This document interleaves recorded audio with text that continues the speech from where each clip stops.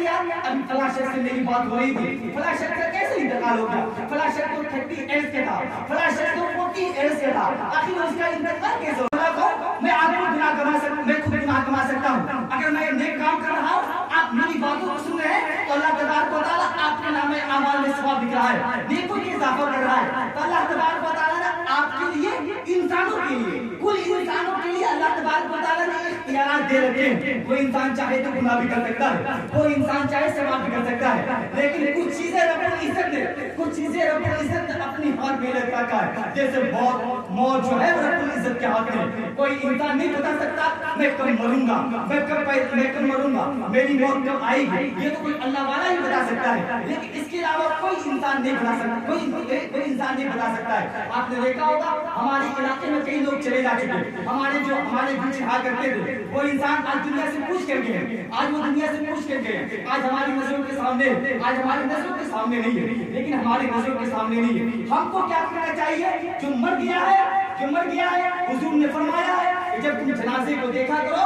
تو تمہارا اگر پیر بھی ننگا ہو, تم لولا بھی ہو, تو کوشش کرو اپنے اعتبار سے اٹھ کے کھڑا ہو جایا کرو. اگر کوئی صحت مند شخص ہے, جب تم جنازے کو دیکھو کسی کی میت جا رہی ہے تو کھڑے ہو جاؤ, جنازے کو دیکھ کر کے کھڑے ہو جاؤ. اب کھڑے ہو جاؤ, حضور نے فرمایا کہ اس سے عبرت حاصل کرو. اس سے کیا عبرت حاصل کرو گے؟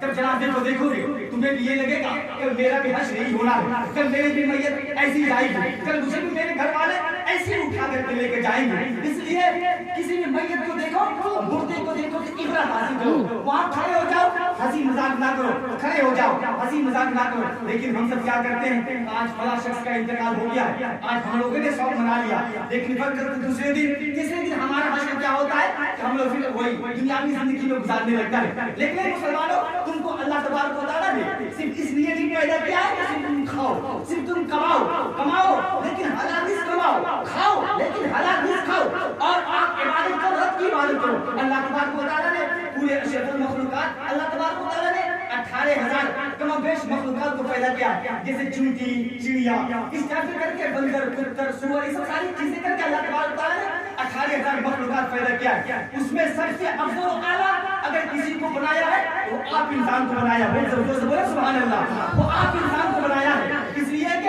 آپ فرشتے سے بھی افضل ہے. اللہ تبارک و تعالیٰ آپ ایک اعتبار سے آپ فرشتے سے بھی افضل ہے. فرشتے گناہ نہیں کر سکتے لیکن انسان گناہ کر سکتا ہے. فرشتے صرف کام خیر نہیں کر سکتے لیکن انسان گناہ بھی کر سکتا ہے. لیکن انسان گناہ کرنے کے باوجود, گناہ کی طاقت رکھنے کے باوجود بھی انسان گناہ نہیں کرتا ہے, بلکہ اللہ سے ڈرتا ہے, تقوی اختیار کرتا ہے, اللہ کی عبادت کرتا ہے, کسی کی پیروی